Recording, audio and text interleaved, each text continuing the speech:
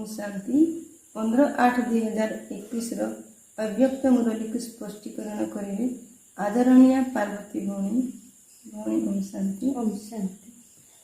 अव्यक्त बाप दादा पुनरावृत्ति मार्च 3/88 मुरलीर सारांश होली किपरि पालन करिवा तथा सदा कालर परिवर्तन किपरि हेबो। आज समस्तंकर भाग्य विधाता पिता निजर होली हंस संतान मानक सहित ज्ञान रत्नर होली पालन करिवा पाई आसिछन्ति। एठारे पालन करिवार अर्थ हैला मिलन करिवा। तेरे बाप दादा निजर अति स्नेही सहज जोगी बाबांक कार्य सदा सहयोगी सर्वदा निजर पवित्र मनोवृत्ति द्वारा तथा पवित्र दृष्टि द्वारा सृष्टि को परिवर्तन करुथिबा समस्त होली अर्थात पवित्र संतान माननकु देखि सर्वदा हर्षित हेउछन्ति। बाबा आज होली पर्व केमिति पालन करिवा तार आध्यात्मिक रहस्य बुझाउछन्ति। होली अर्थात पवित्र बनिबा। तो होली पालन करिवा सहित आमे किभଳି संपूर्ण रूपे परिवर्तन हवा। तेणु आज बाबा भाग्य विधाता हुई तांकर पिला मानक सहित मिलन करुछन्ति। बाबा आज आम मानकु होली हंसर टाइटल देइछन्ति एवं आम सहित मिलन करिवा पूर्वरु बाबा आमर महिमा करुछन्ति। कौन जे मोर एक एक बच्चा स्नेही सहयोगी सहजयोगी दृष्टि वृत्ति द्वारा पवित्र करिवे एवं आमे पवित्र हुई अन्य मान को पवित्र करिवा। तेणु बाबा एभଳି होली पिला मान को देखि बहुत खुशी होछन। एमिति तो आज कालीर कथा कथित महात्मा माने मध्य पवित्र रहुछन्ति। किंतु केवल तुम्हें श्रेष्ठ आत्मा माने ही पवित्रतार सर्वोच्च स्थिति को प्राप्त करुछ। अर्थात संकल्प एवं स्वप्न मात्र रे मध्य अपवित्रतार तुमर वृत्ति को बा दृष्टि को पवित्र स्थिति ठारू तलकु खसाई पारिबो नहीं। तुमर प्रत्येक संकल्प अर्थात स्मृति पवित्र होइथिबा कारणरू वृत्ति एवं दृष्टि मध्य स्वतः ही पवित्र हो जाउछि।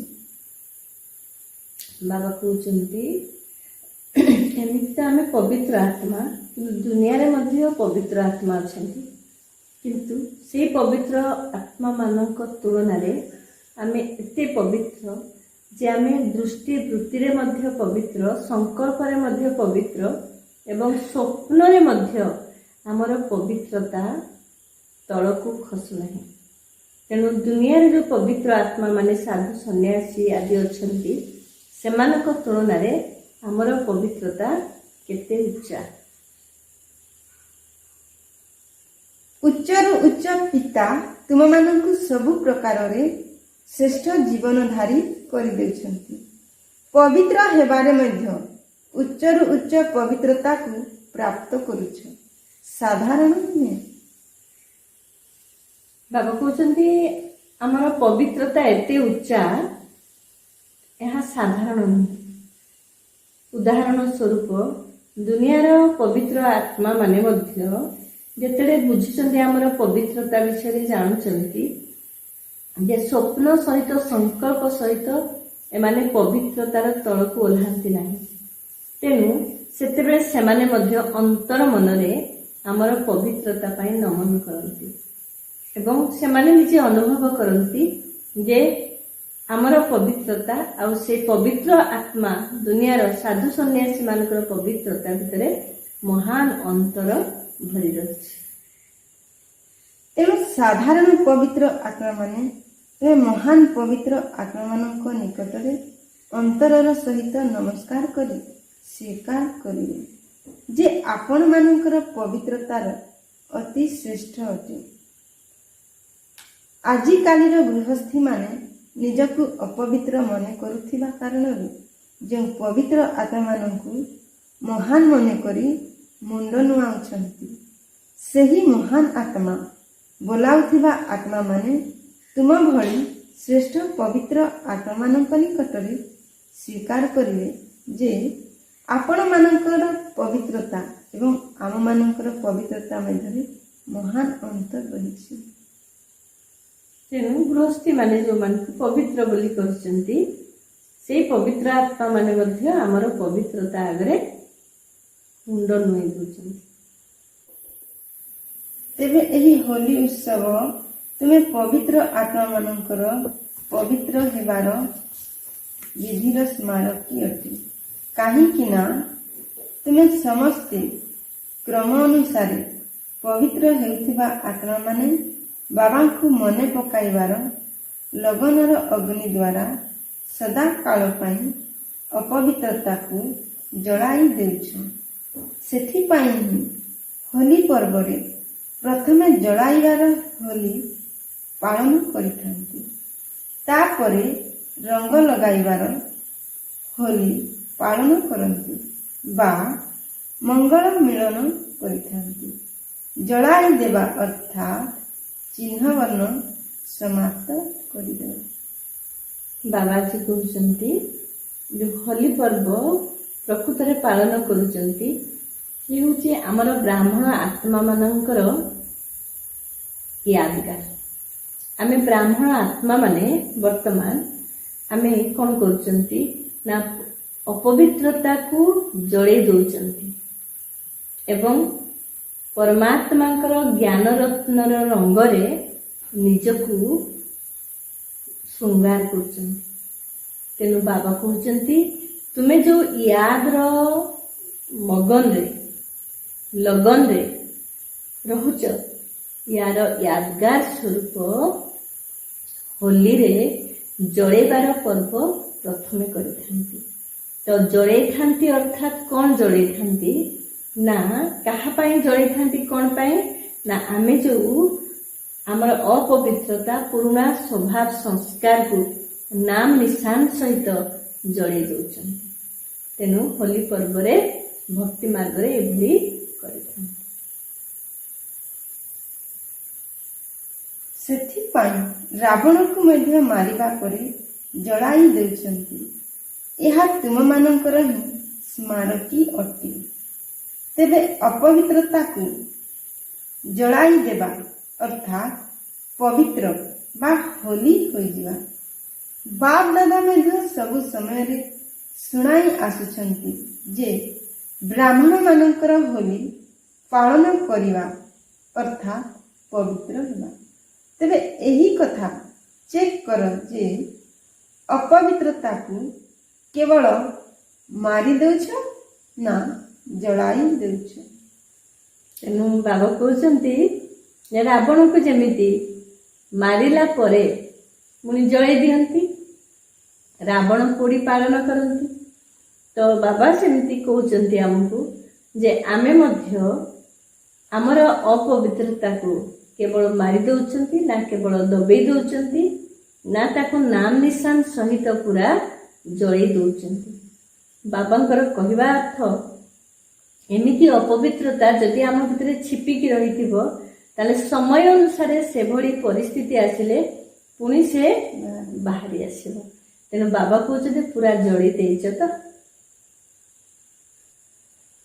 ଆଜି ସୂକ୍ଷ୍ମବତନରେ ବାପ ଦାଦା ପିଲାମାନଙ୍କର ଭିନ୍ନ ଭିନ୍ନ ସମୟରେ ସଂକଳ୍ପ ଦ୍ୱାରା ବା ଲିଖିତ ଦ୍ୱାରା ବାବାଙ୍କ ସହିତ କରିଥିବା ପ୍ରତିଜ୍ଞା ଗୁଡ଼ିକୁ ଦେଖୁଥିଲେ। ଚାହେ ସ୍ଥିତିରେ ମହାରଥୀ ହୋଇଥାନ୍ତୁ ବା ସେବାରେ ମହାରଥୀ ହୋଇଥାନ୍ତୁ, ଉଭୟଙ୍କର ଭିନ୍ନ ଭିନ୍ନ ସମୟରେ ସୁନ୍ଦର ସୁନ୍ଦର କରିଥିବା ପ୍ରତିଜ୍ଞା ଗୁଡ଼ିକୁ ହିଁ ଦେଖୁଥିଲେ। ବାବାଜୀ ବର୍ତ୍ତମାନରେ ପିଲାମାନଙ୍କର ପ୍ରତିଜ୍ଞା ଦେଖୁଥିଲେ। ପିଲାମାନେ କିଭଳି ପ୍ରତିଜ୍ଞା କରିଛନ୍ତି, କିଏ କିଏ ଲେଖିକି ପ୍ରତିଜ୍ଞା କରୁଛନ୍ତି, ଆଉ କେହି ବାବାଙ୍କ ସମ୍ମୁଖରେ ସଂକଳ୍ପରେ ପ୍ରତିଜ୍ଞା କରୁଛନ୍ତି ଯେ ବାବା ଆମେ ଏଇଭଳି ହୋଲି ପାଳନ କରିବୁ, ଯେ ଆମ ଭିତରେ କୌଣସି ପୁରୁଣା ସ୍ୱଭାବ ସଂସ୍କାର କମି କମଜୋରି ଆମେ ଏବେ କେବେ ବାହାର କରିବୁ ନାହିଁ। ତେଣୁ ବାବା ଯେଉଁ ଦେଖୁଥିଲେ ପିଲାମାନଙ୍କୁ, तारी भितर बाबा दुई प्रकार महारथी पिलामानंकु देखुथिले। नंबर 1 महारथी होचंती स्थिति आधार महारथी, नंबर 2 महारथी सेवा आधार महारथी। एमिति तो उभयंकु ही महारथी कहा जायछि, किंतु प्रथम नंबर रे सुनाउथिबा महारथी माने जे माने कि निजर श्रेष्ठ स्थिति आधार रे महारथी बोलाउछंती, से माने सर्वदा मन भितरे अतीन्द्रिय सुखर संतुष्टतार समस्तंकर हार्दिक स्नेहर प्राप्ति स्वरूपर झुलणारे झुलुथांती एवं द्वितीय नंबर रे रहिथिबा सेवार विशेषता संपन्न महारथी माने शारीरिक हिसाब बा बाह्य रूपरे सेवार विशेषतार फलस्वरूप संतुष्टता थिबार देखा जाइथांती। अर्थात सेवार विशेषता थिबा कारणरू सेवा आधार रे मनर संतुष्टता मध्य प्राप्त करिथांती। बाबा देखुचंती दुई प्रकार महारथी बच्चा मानकर फलाफल कौन अच्छी। प्रथम प्रकार महारथी जो माने कि स्थिति आधार रे महारथी अर्थात सूक्ष्म पुरुषार्थ आधार महारथी, बाबा पाखरु पूरा वर्षा नेबार पुरुषार्थ आधार महारथी। द्वितीय प्रकार सेवार विशेषता आधार महारथी। तेणु प्रथम प्रकार महारथी जो माने कि स्थिति निजर स्थिति को बनेबार प्रयास सबले करुथांती, से माने मन भितर सबले अतीन्द्रिय सुखर अनुभव करुथांती, ता सहित संतुष्टतार अनुभव करुथांती एवं समस्तंक पाखरु जेहेतु से माने सदा संतुष्ट रही थांती, विश्वर सबु आत्मा प्रति शुभ भावना थाए, तेणु तांको पाखकु मध्य विश्वर सबु आत्मा पाखरु स्नेहर रिटर्न आसे। तेणु सबु आत्मा पाखरु स्नेहर रिटर्न दे तार प्राप्ति स्वरूप झुलारे से माने झुलु थांती। किंतु जो माने सेवार विशेषता आधार रे महारथी से माने तन द्वारा सेवा करंतु बा कौन सेवारे सफलता पाइबा आधार रे से माने संतुष्ट रुहंती। किंतु द्वितीय प्रकार जो महारथी से माने संतुष्ट रहंती, फिर भी केतेबेले असंतुष्ट मध्य होई जांती। प्रतिज्ञा करिवा द्वारा पुरुषार्थ रे किछिटा लाभ तो हेछि, कारण दृढ़तार फल स्वरूप अधिक ध्यान मध्य देउछंती एवं बारंबार प्रतिज्ञार स्मृति समर्थि मध्य प्राप्त कराउछि। बाबा देखुचंती पिला माने प्रतिज्ञा करुचंती निजको परिवर्तन करिवा पाए, तो जेतेबे प्रतिज्ञा रे दृढ़ता रहुची, बारंबार बाबा सहित कथा होचंती ना, बाबा मु किभଳି परिवर्तन हेबे, मु काहे परिवर्तन हेई पारुनी। तेणु बारंबार जेतेबे प्रतिज्ञा करुचंती, प्रतिज्ञार फल स्वरूप तांको भितरे दृढ़ता रहुची एवं ध्यान रहुची जे मु बाबांको पाखरे प्रतिज्ञा करिछि, तेणु प्रतिज्ञार फल स्वरूप से माने समर्थी आत्मा हे जाउचंती, प्रत्येक कार्य सफलता पाउचंती एवं पुराना स्वभाव संस्कार उपरे मध्य विजयी होउचंती। एही कारणरू अल्प बहुत परिवर्तन मध्य होई जाउछि, किंतु यार मुख्य बीज दबी रही जाउछि। सेथिपाई जेतेबेले सही भली समय बा समस्या आसुछि, सही समस्या बा कारण रूपक पानी मिलिबा मात्र के दबी रहिथिबा बीजरू पुनर्बार पत्र बाहरिबा आरंभ होई जाउछि, अर्थात ताहा सबुदिन पाई समाप्त हेउ नाही। तेणु बाप दादा लेखुथिले जे जलाई देवार होली केउ माने पालन करिसंती, कारण जली जाइथिबा बीज केबे हेले फल देई पारिबो नाही। तेणु बाबा देखुचंती पिला माने କ'ଣ କରୁଛନ୍ତି? ତାଙ୍କ ଭିତରେ ପରିବର୍ତ୍ତନ ହେବାର ଆଶା ରଖୁଛନ୍ତି, ପ୍ରତିଜ୍ଞା ମଧ୍ୟ କରୁଛନ୍ତି, କିନ୍ତୁ ଯାହା ମୂଳ ବୀଜ ଦବି ଯାଉଛି, କେବଳ ଦବିକି ରହୁଛି, କିନ୍ତୁ ବୀଜକୁ ଜଳାଇ ନାହାନ୍ତି। ଯେ ପର୍ଯ୍ୟନ୍ତ ବୀଜକୁ ସମ୍ପୂର୍ଣ୍ଣ ରୂପେ ଜଳେଇ ନାହାନ୍ତି, ସେତେବେଳେ ସେ ଦବି ଯାଇଥିବା ବୀଜ ସିଚୁଏସନ ବା ପରିସ୍ଥିତି ବା କାରଣ ଯେତେବେଳେ ଆସୁଛି, ସେତେବେଳେ କାରଣ ରୂପକ ପାଣି ଦ୍ୱାରା, ସମସ୍ୟା ରୂପକ ପାଣି ଦ୍ୱାରା ସେ ବୀଜରୁ ପତ୍ର କଅଁଳି ଯାଉଛି। ଅର୍ଥାତ୍ କ'ଣ ହଉଛି? ଇଏ କୌଣସି ସ୍ଥୂଳ ବୀଜ ନୁହେଁ, ଇଏ ହଉଛି ଦେହ ଅଭିମାନର ବୀଜ। ତେଣୁ ଦେହ ଅଭିମାନର ବୀଜ ଯେତେବେଳେ କୌଣସି ସମସ୍ୟା ପରିସ୍ଥିତି ଆସୁଛି, ସେ ବୀଜରୁ ପତ୍ର କଅଁଳିବା ଅର୍ଥାତ୍ ପୁରୁଣା ସ୍ୱଭାବ ସଂସ୍କାରର ଟକ୍କର ଆସିଯାଉଛି, ପୁରୁଣା ସ୍ୱଭାବ ସଂସ୍କାରର ସଂଘର୍ଷ ଆସିଯାଉଛି। ତେଣୁ ବାବା କହୁଛନ୍ତି ଯେ ଏଇ ଦେହ ଅଭିମାନର ବୀଜକୁ ସମ୍ପୂର୍ଣ୍ଣ ରୂପେ ଜଳେଇ ଦେବା ଉଚିତ। ସେଥିପାଇଁ ଏକ୍ଜାମ୍ପଲ ଅଛି ରାମାୟଣରେ, କ'ଣ ନା ରାବଣକୁ ମାରିବା ପାଇଁ ବିଭୀଷଣ କ'ଣ କହିଲେ? ଇଏ ଏମିତି ମରିବ ନାହିଁ, ୟାର ନାଭିରେ ତୀର ବାଜିଲେ ଯାଇକି ମରିବ। ଅର୍ଥାତ୍ ଆମ ଭିତରେ ମଧ୍ୟ ଯୋଉ ଦେହ ଅଭିମାନର ବୀଜ ଅଛି, ତାକୁ ପରମାତ୍ମାଙ୍କର ୟାଦର ଲଗନ ଦ୍ୱାରା ସମ୍ପୂର୍ଣ୍ଣ ରୂପେ ଭସ୍ମ କରିଦେବାର ଅଛି, ଜାଳି ପୋଡ଼ି ପାଉଁଶ କରିଦେବାର ଅଛି, ଯେମିତି ଦେହ ଅଭିମାନର ଅଂଶ ବି ରହିବ ନାହିଁ।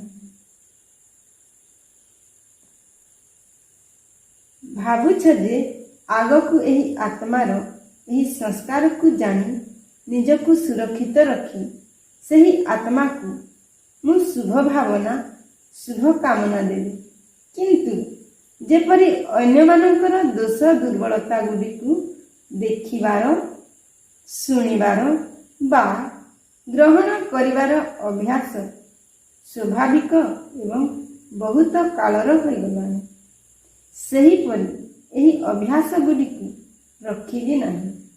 ଏହା ତ ବହୁତ ଭଲ କଥା, କିନ୍ତୁ ତାହା ବଦଳରେ କ'ଣ ଦେଖିବି ବା ସେହି ଆତ୍ମାଠାରୁ କ'ଣ ଗ୍ରହଣ କରିବି? ଏହି କଥା ବାରମ୍ବାର ଧ୍ୟାନରେ ରଖୁନାହିଁ। ବାବା କହୁଛନ୍ତି, ଦେଖୁଛନ୍ତି ଯେ ଆମର ଅଭ୍ୟାସ ହେଇଯାଇଛି ଯେ ମୁଁ ଯାହା ସହିତ ରହୁଛି ତାର ପୁରୁଣା ସ୍ୱଭାବ ସଂସ୍କାରକୁ ଦେଖିବାର ଅଭ୍ୟାସ ରହିଛି। ତ ତାକୁ ଆମେ ନ ଦେଖି ତା ଭିତରେ କ'ଣ ଭଲ ଗୁଣ ଅଛି ତାକୁ ଦେଖିବାର ଅଭ୍ୟାସ କରିବା ଉଚିତ। ବାବା ଏ କଥା କହୁଛନ୍ତି। ଏହି କଥା କହିବାର ନାହିଁ, ଏହା ତ ମନେ ରହୁଛି, କିନ୍ତୁ ଏହିଭଳି ଆତ୍ମାମାନଙ୍କ ପ୍ରତି କ'ଣ କରିବାର ଅଛି, କ'ଣ ଭାବିବାର ଅଛି, କ'ଣ ଦେଖିବାର ଅଛି, ଏହି କଥାଗୁଡ଼ିକ ସ୍ୱାଭାବିକ ଭାବରେ ଧ୍ୟାନରେ ରହୁନାହିଁ। ଆମେ ଭାବୁଛନ୍ତି ଯେ ମୁଁ ଏ ଆତ୍ମା ପ୍ରତି ଏଭଳି ବ୍ୟବହାର ଆଜିଠାରୁ କରିବି ନାହିଁ, ଏ ପ୍ରକାର ଚିନ୍ତନ କରୁଛନ୍ତି, କିନ୍ତୁ ମୋର ଦୃଷ୍ଟିକୋଣକୁ ପରିବର୍ତ୍ତନ କରିବି ଏକଥା ଚିନ୍ତନ କରୁଛନ୍ତି, କିନ୍ତୁ ଏକଥା ଚିନ୍ତନ କରୁନାହାନ୍ତି ଯେ ବର୍ତ୍ତମାନ ଠାରୁ ମୁଁ ନିଜ ପ୍ରତି କ'ଣ ଚିନ୍ତନ କରିବି ଏବଂ ଅନ୍ୟମାନଙ୍କ ପ୍ରତି କ'ଣ ଚିନ୍ତନ କରିବି। ମୁଁ ସେମାନଙ୍କର କମଜୋରିକୁ ଦେଖିବି ନାହିଁ, କିନ୍ତୁ ସେମାନଙ୍କ ଭିତରେ ଥିବା ବିଶେଷତାକୁ ଦେଖିବି, ଏକଥା ଚିନ୍ତନ କରୁନାହାନ୍ତି। ତେଣୁ ବାବା ଏକ୍ଜାମ୍ପଲ ଦେଇଛନ୍ତି, ଯେମିତି ଗୋଟେ ଖାଲି ଘର ବହୁତ ଦିନ ସେମିତି ପଡ଼ି ରହିବ, ତାକୁ ଯଦି ଆମେ ବ୍ୟବହାର କରିବା ନାହିଁ, ତାହେଲେ ବାୟୁମଣ୍ଡଳର ଧୂଳି ମାଟି ମଶା ଯାଇ ସେଠି ଘର କରିବେ। ଠିକ୍ ସେଇଭଳି ମୁଁ ଅନ୍ୟ ଆତ୍ମା ପ୍ରତି ଶୁଭ ଭାବନା କ'ଣ ରଖିବି ତାକୁ ଯଦି ଚିନ୍ତନ ନ କଲି, ତାହେଲେ ଖାଲି ଘର କରି, ତେଣୁ ସେଇ ଜାଗାରେ କ'ଣ ହବ? ଖାଲି ଘରେ ମଇଳା ରହିବ। ତେଣୁ ନିଜର ମଧ୍ୟ ମନୋବୃତ୍ତି ସେ ଆତ୍ମା ପ୍ରତି ନେଗେଟିଭ ବା ଅପବିତ୍ରତା ତିଆରି ହେଇଯିବ। ତେଣୁ ଯେତେବେଳେ ବି କୌଣସି ଆତ୍ମାମାନଙ୍କ ସମ୍ପର୍କରେ ଆସୁଛ, ପ୍ରଥମେ ସ୍ୱାଭାବିକ ଭାବରେ ପରିବର୍ତ୍ତନ କରିଦେଇଥିବା ଶ୍ରେଷ୍ଠ ସଂକଳ୍ପର ସ୍ୱରୂପ ସ୍ମୃତିରେ ଆସିବା ଉଚିତ।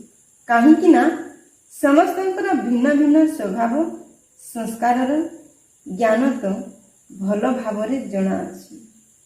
ତେଣୁ ସମସ୍ତଙ୍କର ଗୁଣ, କର୍ତ୍ତବ୍ୟ, ସଂସ୍କାର, ସେବା ଏବଂ ସ୍ୱଭାବକୁ ପରିବର୍ତ୍ତନ କରିବାର ଶୁଭ ସଂସ୍କାର ବା ସ୍ଥାନ ଯଦି ସର୍ବଦା ଭରପୁର ରହିଥିବ, ତେବେ ଅଶୁଦ୍ଧକୁ ସ୍ୱତଃ ହିଁ ସମାପ୍ତ କରିଦେବ। ତେଣୁ ଆମେ ଅନ୍ୟମାନଙ୍କର ପୁରୁଣା ସ୍ୱଭାବ ସଂସ୍କାରକୁ ଯେଉଁ ଦେଖୁଛନ୍ତି, ସେଇ ସ୍ଥାନରେ କ'ଣ କରିପାରିବା ନା ସେ ଆତ୍ମାମାନଙ୍କର ଗୁଣ, ସେ ଆତ୍ମାମାନଙ୍କର କର୍ତ୍ତବ୍ୟ, ସେମାନଙ୍କର ସେବାର କ୍ୱାଲିଟି କ'ଣ ଅଛି, ସେ ଆତ୍ମାମାନଙ୍କୁ ବାବା କାହିଁକି ବାଛିଛନ୍ତି। ବାବାଙ୍କର ତ ସମସ୍ତେ ଗେହ୍ଲା ସନ୍ତାନ।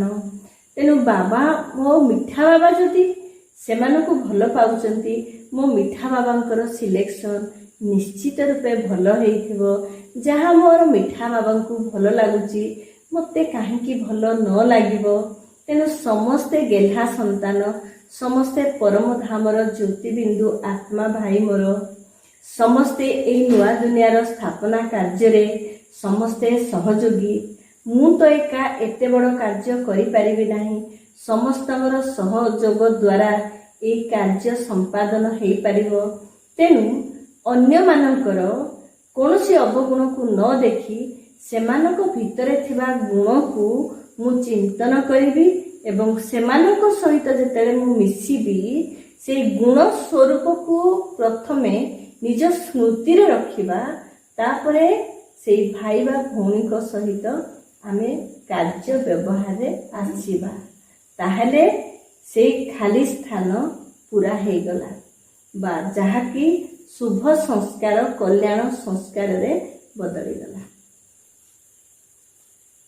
ସେହିଭଳି ଯେତେବେଳେ ନିଜ ପ୍ରତି କୌଣସି ପରିବର୍ତ୍ତନର ଦୃଢ଼ ସଂକଳ୍ପ କରୁଛ, ସେତେବେଳେ ନିଜ ପ୍ରତି ହେଉ ବା ଅନ୍ୟମାନଙ୍କ ପ୍ରତି ହେଉ ଶୁଭ ଏବଂ ଶ୍ରେଷ୍ଠ ସଂକଳ୍ପ ବା ବିଶେଷତା ଗୁଡ଼ିକର ସ୍ୱରୂପକୁ ସର୍ବଦା ଜାଗୃତ ଅବସ୍ଥାରେ ରଖ, ତେବେ ପରିବର୍ତ୍ତନ ହୋଇଯିବ।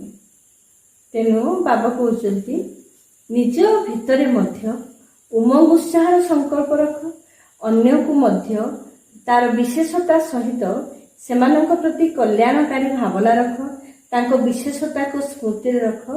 ତାହେଲେ ସବୁକିଛି ପରିବର୍ତ୍ତନ ହୋଇଯିବ। ନିଜ ପ୍ରତି ବା ଅନ୍ୟମାନଙ୍କ ପ୍ରତି ଏଭଳି କେବେ ବି ବିଚାର କର ନାହିଁ ଯେ, ଦେଖ ମୁଁ କହିଥିଲି ନା ଇଏ ବଦଳିବ ହିଁ ନାହିଁ। କିନ୍ତୁ ସେହି ସମୟରେ ନିଜକୁ ମଧ୍ୟ ପଚାର, କ'ଣ ମୁଁ ବଦଳି ଗଲିଣି? ତେବେ ସ୍ୱପରିବର୍ତ୍ତନ ହିଁ ଅନ୍ୟମାନଙ୍କର ପରିବର୍ତ୍ତନକୁ ସମ୍ମୁଖକୁ ଆଣିବ। ପ୍ରତ୍ୟେକ ଏହିଭଳି ଚିନ୍ତା କର ଯେ ପ୍ରଥମେ ମୁଁ ହିଁ ପରିବର୍ତ୍ତନ ଦୃଷ୍ଟାନ୍ତ ହେବି। ଏହାକୁ ହିଁ କୁହାଯିବ ହୋଲି ଜଳାଇବା। କାରଣ ଜଳାଇବା ବିନା ପାଳନ କରିବା ହୋଇପାରିବ ନାହିଁ। ସେଥିପାଇଁ ପ୍ରଥମେ ଜଳାଇବାକୁ ହିଁ ପଡ଼ିଥାଏ। କାହିଁକି ନା ଯଦି ଜଳାଇଦେଲ, ତେବେ ସ୍ୱଚ୍ଛ ହୋଇଗଲ, ଅର୍ଥାତ୍ ଶ୍ରେଷ୍ଠ ବା ପବିତ୍ର ହୋଇଗଲ। ତେଣୁ ଏହିଭଳି ଆତ୍ମାକୁ ସ୍ୱତଃ ଭାବରେ ବାବାଙ୍କର ସଙ୍ଗର ରଙ୍ଗ ସଦା ସର୍ବଦା ଲାଗି କରି ହିଁ ରହିଥାଏ। ବାବା କହୁଛନ୍ତି, ଆମେ ସବୁବେଳେ ଆଉ ଜଣକୁ ପରିବର୍ତ୍ତନ ହେବା ପାଇଁ ଆମେ ପ୍ରଥମେ ଇଚ୍ଛା ରଖନ୍ତି।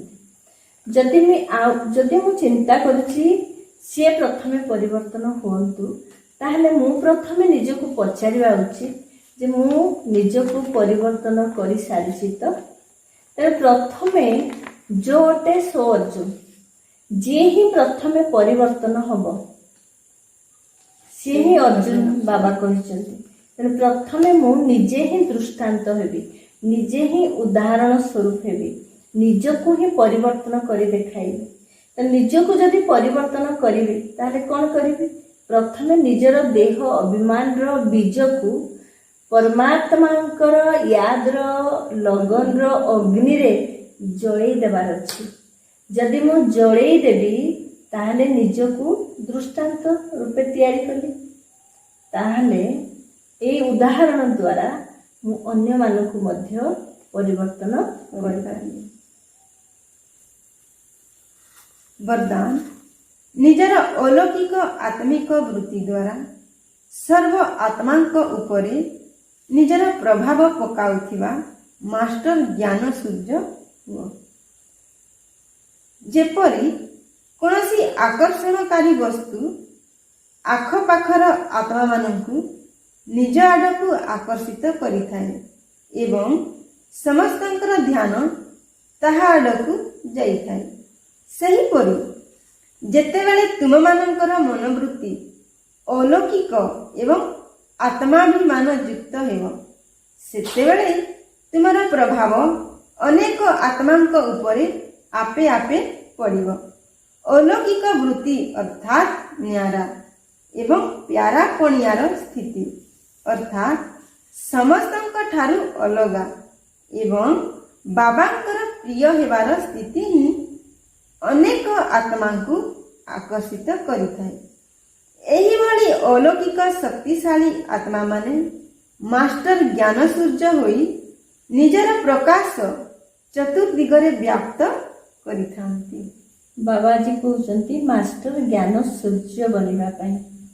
तेणु मास्टर ज्ञान सूर्य पाई आमे कौन करिपरिबा ना विधि बाबा कौन बतैले ना निजर अलौकिक वृत्ति आत्म अभिमान युक्त स्मृति। जदि आमर अलौकिक वृत्ति रहिबो आत्म अभिमानी स्थिति रहिबो ताले जेमिति गोटे आकर्षणीय वस्तु पाखरे समस्ते आकर्षित होई सेठिके आसीथांती से भली आमर जदि अलौकिक वृत्ति रहिबो अर्थात न्यारा एवं प्यारा। न्यारा कोठू ए जगत देह देहर संबंधी देहर पदार्थरु न्यारा एवं प्यारा कहार ना परमात्मा प्रति प्यारा। एभली जदि स्थिति रहिबो ताले बाबा कहउछन ताकू मास्टर ज्ञान सूर्य आत्मा। स्लोगान जदि सर्वदा निजर स्वमानर आसन उपरे स्थित रहिबो तेरे सर्वशक्ति गुडिक तुमर आदेश मानिबाकू लागिबे। जदि आमे समान सीट रे रहिबा ताहले सबु शक्ति आमे जेतेबेले जो शक्ति को आवाहन करिबा से शक्ति आसीबो एवं प्रत्येक परिस्थिति रे से व्यवहार हे पारे। आजिर मुरली को सुंदर भावरे स्पष्टीकरण करिथिबारु भणी को धन्यवाद दे आजिर कार्यक्रम को एठी रखुछु। पुणी देखा हो आगामी अध्याय रे रहुछु। ओम शांति।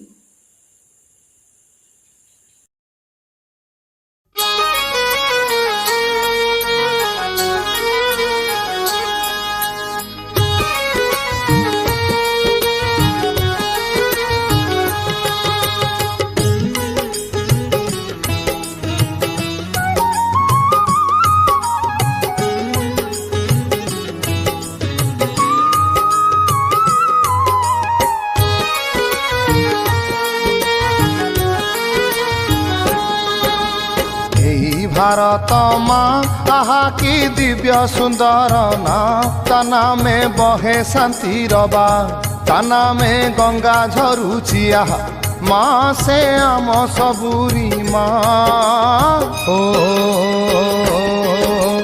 यही भारत माँ आहा की दिव्य सुंदर ना तना में बहे शांति रबा तना में गंगा झरुची आहा माँ से आम सबुरी माँ हो।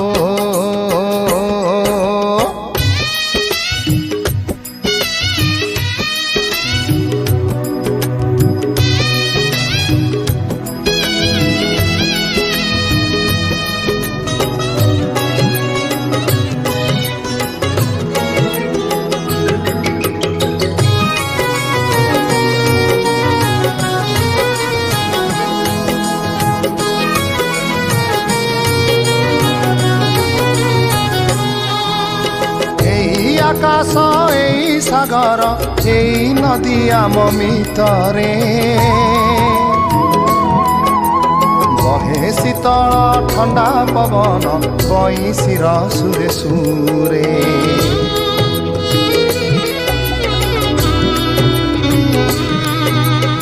एई आकाश एई सागर एई नदी आम मितरे बहे शीतल ठंडा पवन बईशिर सुरे सुरे तोरी कोଳରେ मथा रखिले स्वर्ग सुख आहा ता नामे बहे शांति रवा ता नामे गंगा झरुची आहा माँ से आम सबुरी माँ ओ